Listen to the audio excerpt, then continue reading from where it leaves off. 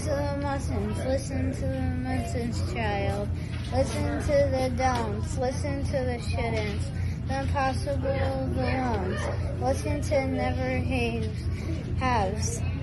They listen close to me. Anything can happen, child. Anything can be. Hi, my name is Julie Sass, and I live in Rockfall. And I am known to some people in my household as a crazy chicken lady. So I brought with me today Jack, and this is DQ. They're Sarama chickens, which are very tiny, but they're fun. So because of that, no surprise, I'll be reading a poem about chickens. The poem I'm going to read is by Jack Pruletsky. I hope I'm saying that right. And it's called Last Night I Dreamed of Chickens. Last night I dreamed of chickens. There were chickens everywhere. They were standing on my stomach.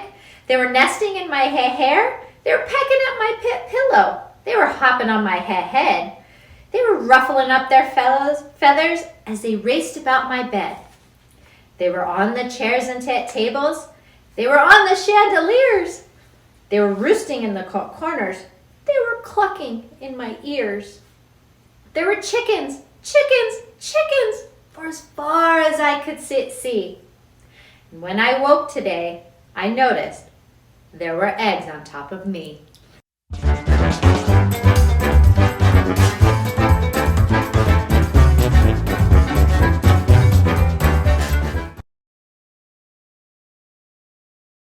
I'm Matthew Huddleston. I live in Middlefield, and one of the things I like to do while I'm biking to work in Middletown is to memorize poems.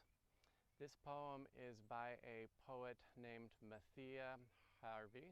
She lives in Brooklyn, and she's a professor at Sarah Lawrence, and it is called The Backyard Mermaid. The backyard mermaid slumps across the bird bath, tired of fighting birds for seeds and lard. She hates those fluffed up feathery fish imitations. But her hatred of the cat goes fathoms deeper. That beast is always twining about her tail, looking to take a little nip of what it considers a giant fish.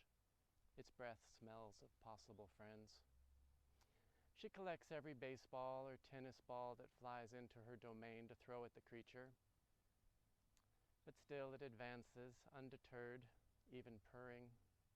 To add further insult to injury, it has a proper name, furball, stamped on a silver disc on its collar. She didn't even know she had a name until one day she overheard the human explaining to another one, "Oh, that's just the backyard mermaid." "Backyard mermaid," she murmured, as if in prayer. On days when there's no sprinkler to comb through her curls, no rain pouring in glorious torrents from the gutters, no dew in the grass for her to nuzzle with her nose, not even a mud puddle in the kiddie pool, she wonders how much longer she can endure this life. The front yard thud of the newspaper every morning, singing songs to the unresponsive push mower in the garage, wriggling under fence after fence to reach the house 4 down, which has an aquarium in the back window. She wants to get lost in that sad, glowing square of blue. Don't you?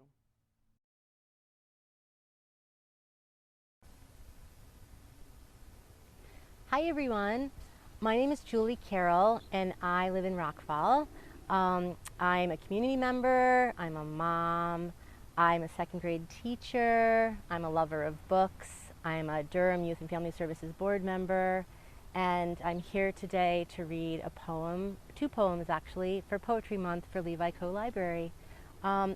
I chose the book Heart Songs by a young boy named Matty Stepanek, and he had a rare form of muscular dystrophy.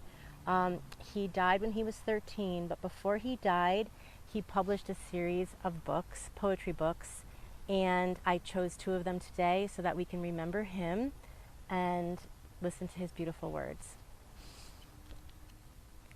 The first one is called Angel Wings. This morning, I smelled something very good. Perhaps it was a rainbow, or maybe it was a dinosaur smile, or even a seashell. I'm not sure what I smelled, and I'm not sure what rainbows or dinosaur smiles, or seashells smell like, but I'm sure they smell wonderful. Wonderful and special, like the smell of angel wings. But also, I'm sure they smell a little sad, because we can't really smell a rainbow, or a dinosaur smile, or a seashell, or especially, we can't really smell the wonderful smell of angel wings.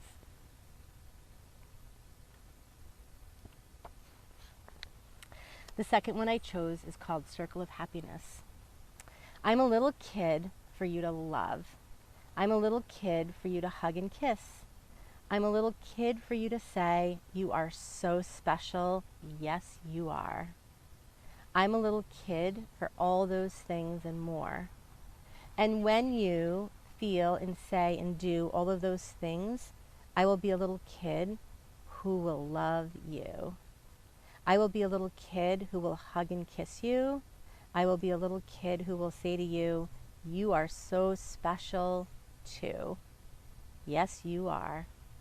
I will be a little kid who will do all of those things and more. And that is what happiness is all about. Hi, I'm Miss Magnata, and I work at Middlefield Children's Center. My poem is, A Stick is an Excellent Thing. A stick is an excellent thing. If you find the perfect one, it's a scepter for a king. A stick is an excellent thing. It's a magic wand. It's yours to fling, to strum a fence, to draw the sun. A stick is an excellent thing if you find the perfect one.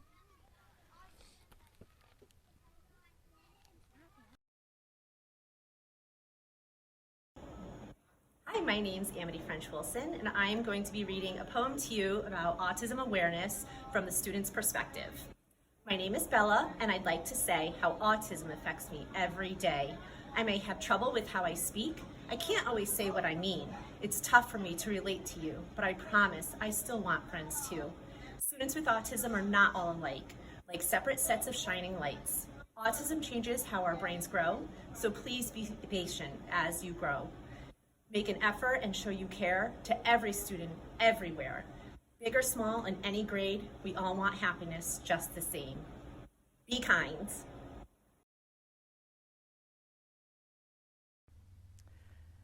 I'm Eva Cudmore, and I am the pastor here at Middlefield Federated Church. I am originally from Sweden, and so I have chosen a poem by a very well-known Swedish poet. Her name is Karin Boye, and it's called Of Course It Hurts When Buds Are Bursting. Of course it hurts when buds are bursting. Why else would springtime tarry? Why else would all our fervent longings stay bound in bitter frozen haze? The casing was the bud all winter. What is this new thing that wears and presses? Of course it hurts when buds are bursting, pain for what is growing and pain for what unfolds. Of course it's hard when drops are falling, quivering and anxious they grow heavy, clinging to the branch they swell and glide, pulled downward yet they hold on. Hard to be anxious, afraid and conflicted, hard to feel the deep pull and call, and want to remain and tremble, hard to want to stay, and also to want to fall. Then, when at its worst and nothing's helping, the tree's buds burst as in jubilation. Then, when fear no longer binds them, off the branch the drops tumble in a shimmer, forgetful of the fear of newness, forgetful of the fear of the journey, and sensing for a second their greatest refuge, a rest in a trust that creates the world. Happy spring.